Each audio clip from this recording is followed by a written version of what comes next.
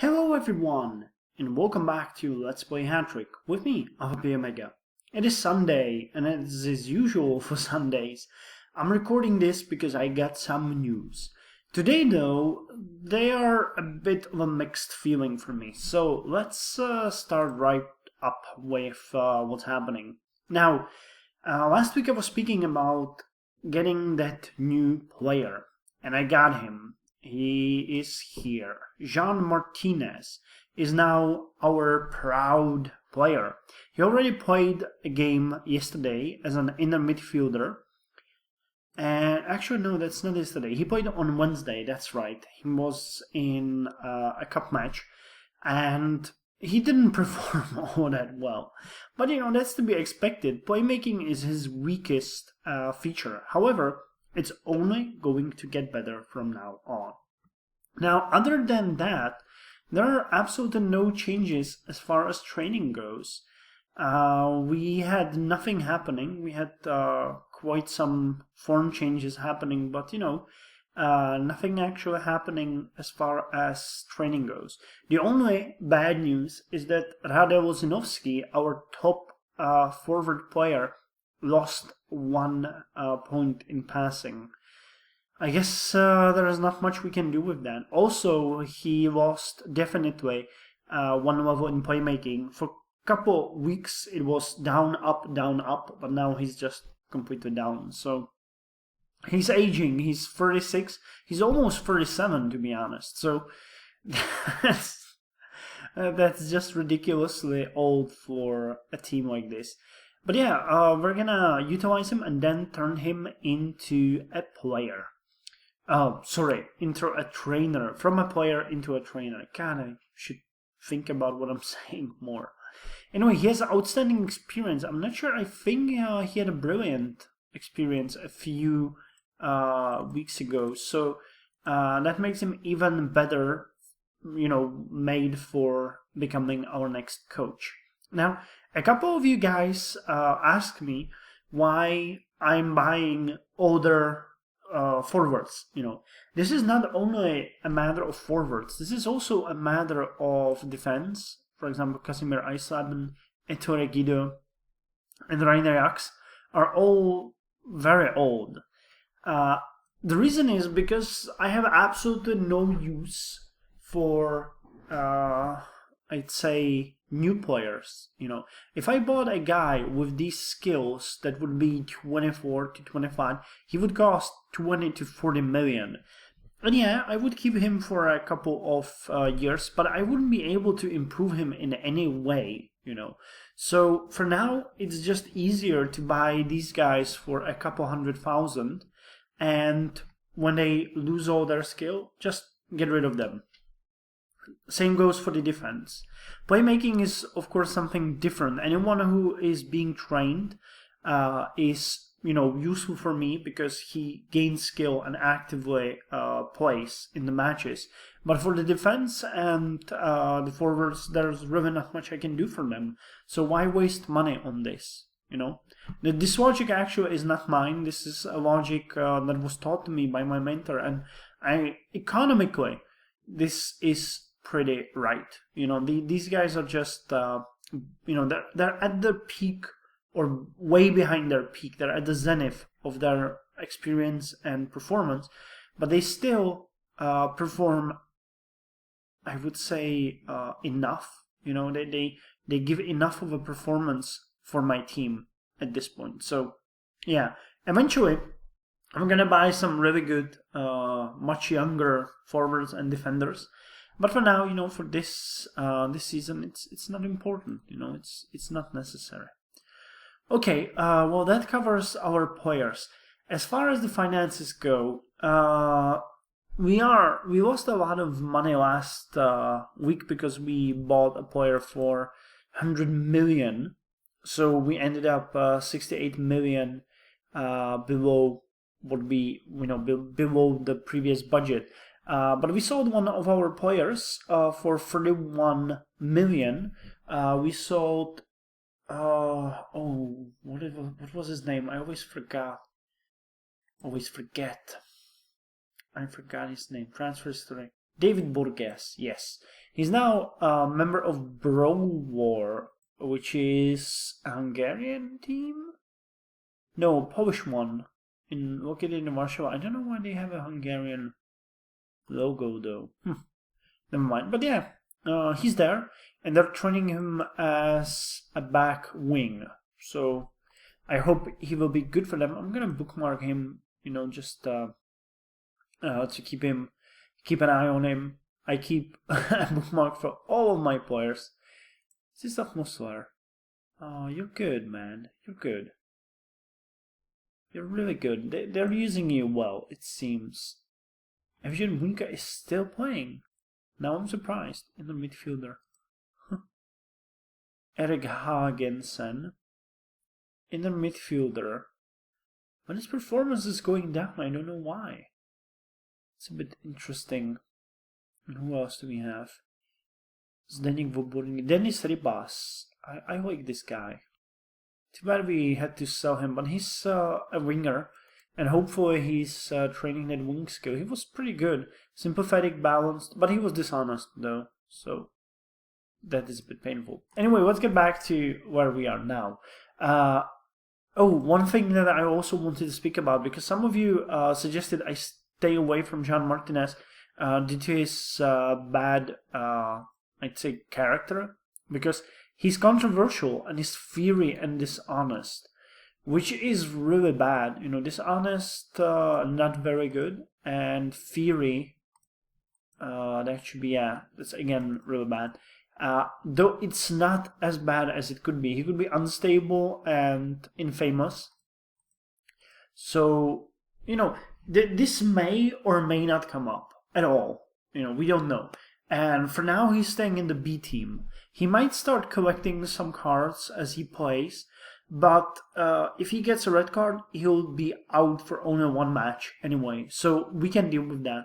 And hopefully he's not gonna... there are players... I discussed this with a couple of people. There are players who are way worse than him and it never comes up. There are other players that are way better than him and they got cards. So, yeah.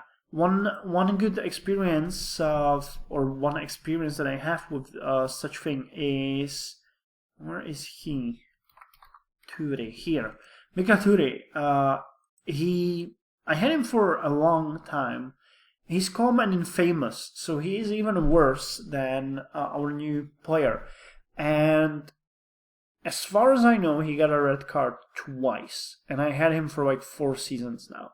So that kind of made me realize that it's, not all that important. It is important, of course. But this guy is just too good to pass on. It's going to take months before he is anywhere nearby good. But the team, Bartowiak, Jean Martinez, and Filip Czerwanec, they're all set to become great inner midfielders. And they're going to boost all the other parts of my team eventually. So when you compare it, for example, to Julian Wolbebauer, or to some other players that I have now playing there, like Raik Tilker, who has excellent defending, that's good. But, for example, Karol Bartowiak is formidable, so he's still better, and he has solid winger. So, all my current players, the current midfielders, which are performing great, will be eventually sold out, and the new B team is going to be put in the A team. But not sooner than they actually get a skill of, say, 11, at least 11. I'll have to check it out, what the ratio is and how they influence the entire game. But for Jean Martinez, it means, I'd say, realistically, he will become a part of A team during summer, like our summer. It's now end of March, and I would say maybe August. That's the earliest when he's gonna be useful for me. I didn't buy him because of his value. I might sell him eventually when he becomes really good, but that's not the point. He already, when you count how much I paid for him and his wage, you accumulate that for the entire time he's gonna be with me. I don't know what kind of skill he would need to actually become sellable for a higher margin or even at a profit. because he's gonna cost me so much that it makes no sense. So yeah, that's as far as the A team goes. Now, the series, we played a match with Easy por Malmas. We won 10-0, which I didn't even know that was possible, because I thought that 9-0 is the highest you can have. So 10-0 is good. Unfortunately, we lost the cup, which means that I'm open to the friendlies. I already got challenged by Shadow Moor Football Club, managed by Grimzung. Wow, Grimzung. That sounds weirdly not American. Anyway, so he's gonna come this week and play on my stadium, and next week I'm gonna challenge him and play at his stadium. So we're back at the friendlies place. I enjoyed, playing in the cup, but eventually this match was really unlucky for me. It was 1-1. We managed to hold on against the enemies, or against the competing team, and then Mikaturi got a red card, and he was sent out, and then Ettore Guido got injured and sent out. So we had pretty much no one. We lost 2 players during one match. I think you can see it here. Yeah. No, wait, we didn't have Mikaturi. We did. I thought that Ettore Guido, no substitute. Oh, that's interesting. So Mikaturi. Oh yeah, I got it. He got the second yellow card. So yeah. So that was the red card for the next match, but he could finish the match. But Ettore Guido got hurt, which basically made a huge gap in our defense. And as this was a B team, there was actually no one really capable of holding our own. So we lost 3-0. But it's still, for me, it's more important to actually train my team than not to train it. So yeah, that's the outcome. But as far as series go, we are now well ahead as far as the points go and score goes. One thing that I'm trying to do now is I'm focusing purely on attack and scoring as many goals as possible, because finally, after all these seasons, I now understand how the direct promotion system works. And again, thanks to my ex-mentor who explained it to me. There is something called promotional status here, and every week it is updated to show you how many people will get directly promoted to the upper teams. To get there now, you need to have 18 points and a score of 42.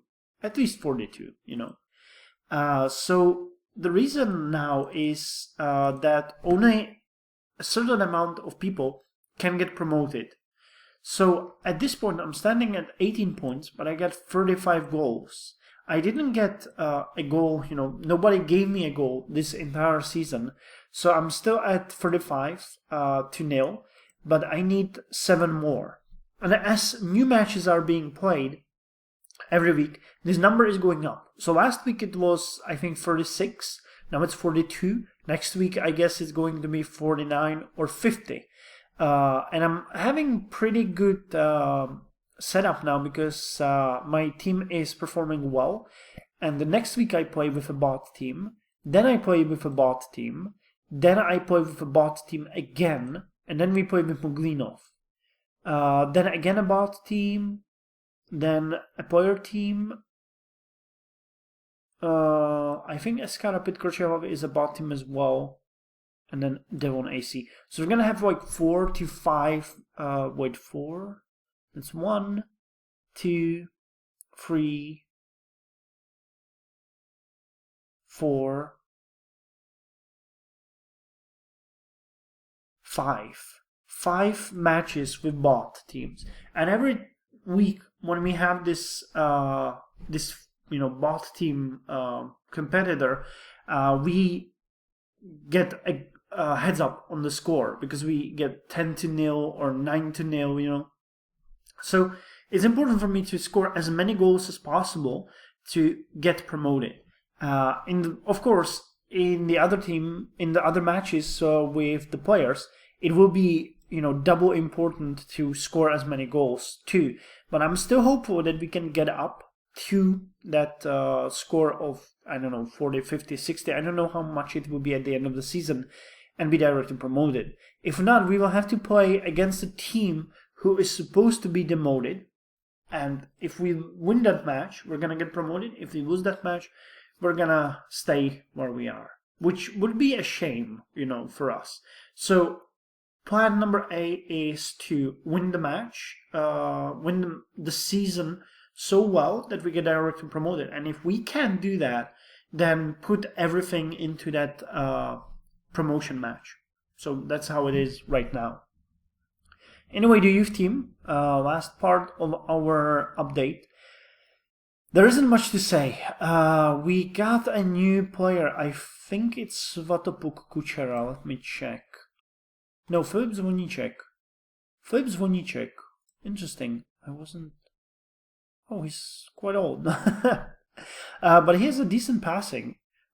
His defending and playmaking was revealed, so I'm hoping that he might have a good scoring or a winger skill. That would be good. Other than that, Alexander Křišťál still very good. Tomáš Kolar still very bad, but his passing is passable now. That's good. We get a couple of new news. Karel Báček is he's a candidate for dismissal. I just don't know how else to say it. Boris Tatur, pretty good still. Josef Viral, I really mixed feeling. His defending is inadequate, his winger is inadequate. I don't know. So far nothing special.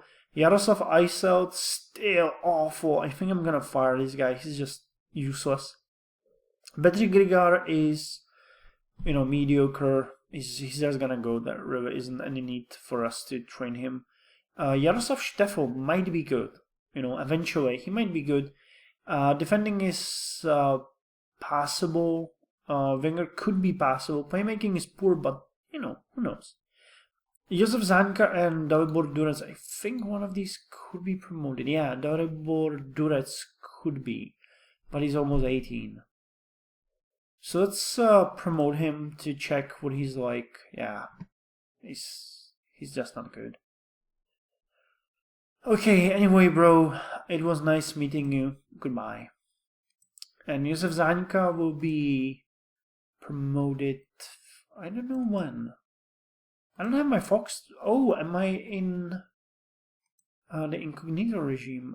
I guess I am. Huh, interesting. But Josef Zanka is gonna go as well. There is nothing special about him, and he's just a waste of space at this point.